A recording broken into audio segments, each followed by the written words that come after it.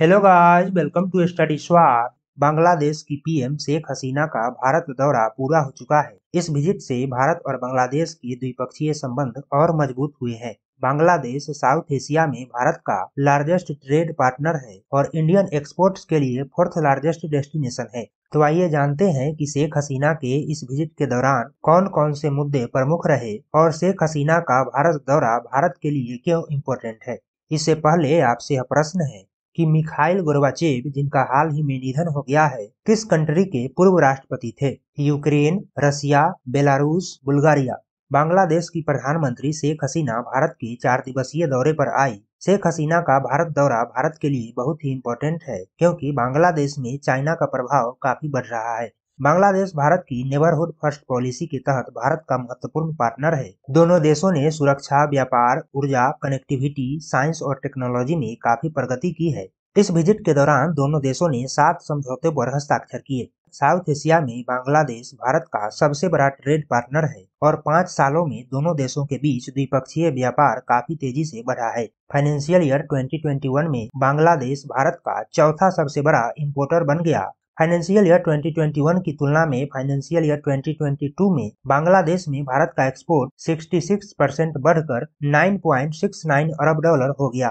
भारत बांग्लादेश को raw cotton, cotton yarn, electricity बड़ी मात्रा में एक्सपोर्ट करता है और भारत बांग्लादेश से pure vegetable oils, men's suit और टेक्सटाइल स्क्रैप का इंपोर्ट करता है। भारत और बांग्लादेश जल्द ही बायलैटरल कॉम्प्रिहेंसिव इकोनॉमिक पार्टनरशिप पर बातचीत शुरू करेंगे, जिसका मुख्य उद्देश्य दोनों कंट्रीज के बीच ट्रेड गैप को कम करना है। बांग्लादेश 2026 तक डेवलपिंग कंट्री की लिस्ट में आने की तैयारी कर रहा है और भारत इसमें उसका महत्वपूर्ण साझेदार है। भारत और बांग्लादेश के बीच जल बंटवारा एक प्रमुख मुद्दा है और शेख हसीना ने भारत दौरे से पहले एक इंटरव्यू के दौरान कहा था कि भारत को इस मामले में व्यापकता दिखानी चाहिए। भारत और बांग्लादेश 54 नदियों को साझा करते हैं, जिसमें से 7 नदियों की पहचान कर उस पर जल बंटवारे के लिए फ्रेमवर्क तैयार किया जा चुका है।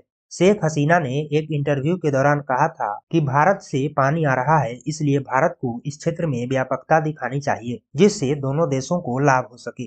तीस्ता जल विवाद भारत और बांग्लादेश के बीच एक समस्या बना हुआ है। 400 किलोमीटर लंबी तीस्ता रिवर पनहुरी माउंटेन से निकलती है और जलपाईगुड़ी के नीचे मेकलीगंज के पास बांग्लादेश में प्रवेश करने से पहले सिक्किम और पश्चिम बंगाल से होकर बहती है। यह बांग्लादेश में ब्रह्मपुत्र नदी से मिल जाती है। यह गंगा के बाद पश्चिम बंगाल की दूसरी सबसे बड़ी नदी है।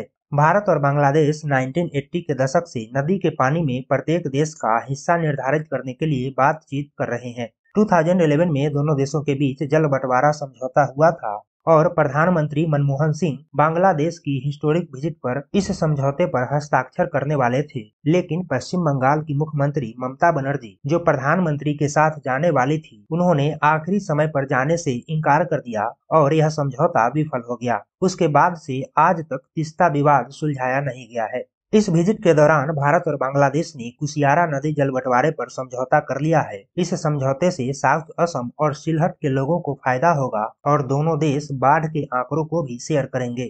25 वर्षों में भारत और बांग्लादेश के बीच यह पहला समझौता है। इससे पहले 1996 में गंगा वाटर ट्रीटी पर हस्ताक्षर किया गया था। बांग्लादेश की पीएम शेख हसीना ने कहा कि उन्हें उम्मीद है कि तीस्ता नदी जल विवाद को जल्द ही सुलझा लिया जाएगा। दोनों देशों ने आतंकवाद और कट्टरपंथ के खिलाफ सहयोग को मजबूत करने का फैसला किया है और बांग्लादेश ने हाल ही में कट्टरपंथ को रोकने का महत्वपूर्ण प्रयास भी किया है। शेख हसीना ने कहा कि हम 1971 में बांग्लादेश की मुक्ति में भारत सरकार और भारत के लोगों के द्वारा दिए गए अमूल्य समर्थन के आभारी हैं। यह भारत और बांग्लादेश के द्विपक्षीय संबंधों में एक महत्वपूर्ण क्षण था। तब से भारत और बांग्लादेश साझा इतिहास और संस्कृति, आपसी विश्वास और सम्मान और लंबे समय से चली आ रही दोस्ती और निरंतर सहयोग में टिके हुए हैं। उन्होंने कहा कि भारत बांग्लादेश के लिए सबसे महत्वपूर्ण और निकटतम पड़ोसी है। बांग्लादेश और भारत की द्विपक्षीय संबंध नेबरहुड डिप्लोमेसी के लिए रोल मॉडल है। शेख हसीना ने 1971 में बांग्लादेश मुक्ति संग्राम में शहीद हुए या गंभीर रूप से घायल हुए भारतीय सैनिकों के वंशजों के लिए मुजीब छात्रवृत्ति की घोषणा की। इस पुरस्कार का नाम शेख हसीना के पिता बंगबंधु शेख मुजीबुर रहमान के नाम पर रखा गया है। बांग्लादेश की सरकार के अनुसार युद्ध में इंडियन आर्मी के 1984 जवान शहीद हुए थे।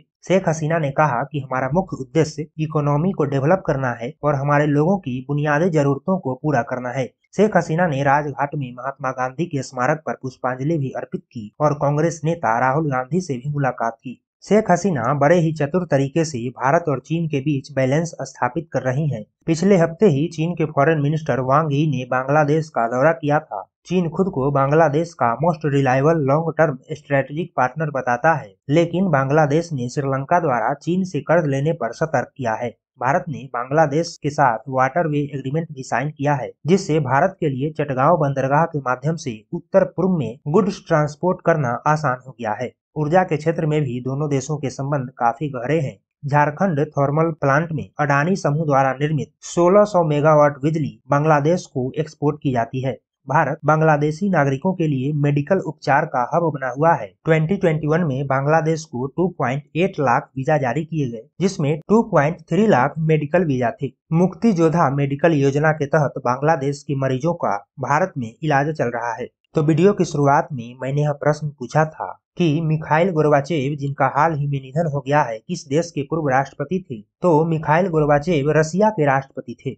तो ये है इस वीडियो का एंड। आशा करते हैं आप सभी को वीडियो अच्छा लगा होगा। वीडियो को लाइक करें, शेयर करें और हमारे चैनल स्टडी स्वाट को सब्सक्राइब करें। Thanks to all of you.